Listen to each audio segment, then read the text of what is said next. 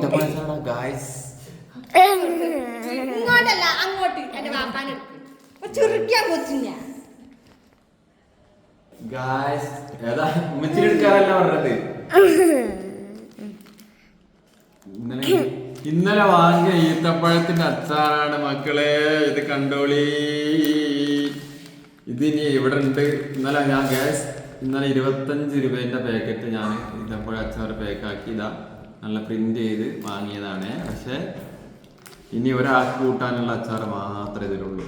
ബാക്കി എങ്ങനെ ഇവിടുന്ന് അപ്രത്യക്ഷമായി ഒരു പിടുത്തമില്ല ഗായ്സ്. എൻ്റെ ഒരു മകനാണ് വീഡിയോ എടുക്കുന്നത്. അടുത്ത ആൾ അവിടെ ഒളിഞ്ഞു നിൽക്കുന്നുണ്ട്. ഓടി വന്നാൽ ഈത്തപ്പഴത്തിന്റെ അവസാന ഭാഗം കഴിക്കാം. രണ്ടുപേർക്കും കൂടി കഴിക്കാം. ചോറും കൂട്ടി തിന്നാം. ചോറ് കൂട്ടിയിട്ട് കഴിക്കാം കേട്ടോ. ഇന്നത്തോടു കൂടി ഈത്തപ്പഴ അച്ചാറ് അവസാനിക്കും. ഈത്തപ്പഴത്തിന്റെ അച്ചാറും നല്ല പൊരിച്ച വയനാടൻ പപ്പടമാണ് മോനെ. പപ്പടത്തിന്റെ വലിപ്പം കണ്ടോ? പപ്പടത്തിന്റെ വലിപ്പമൊക്കെ എന്താ വലിപ്പം? കുറ്റം പറഞ്ഞിട്ട് കാര്യമില്ല. എല്ലാത്തിനും വില കൂടുതലല്ലേ. വില കുറയ്ക്കാനുള്ള പദ്ധതികളൊക്കെ മുഖ്യമന്ത്രി ആസൂത്രണം ചെയ്യേണ്ടതെന്ന് പറഞ്ഞിട്ട് വലിയ കാര്യമൊന്നുമില്ല. പക്ഷെ എന്താണ്, നമ്മൾ വില കുറയുന്നില്ല. മനുഷ്യനാണ് വില ഇല്ലാത്തത്.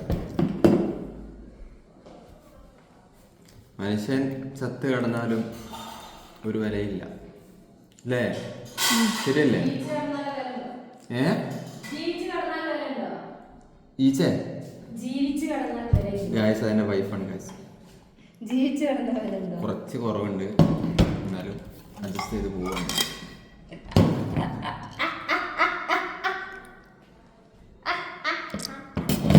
ഓൾ ഇടയ്ക്കൊരു പാട്ട് പാടും. അച്ചി കണ്ടാൽ മൊഴി കണ്ടാൽ അത് മതിയേ.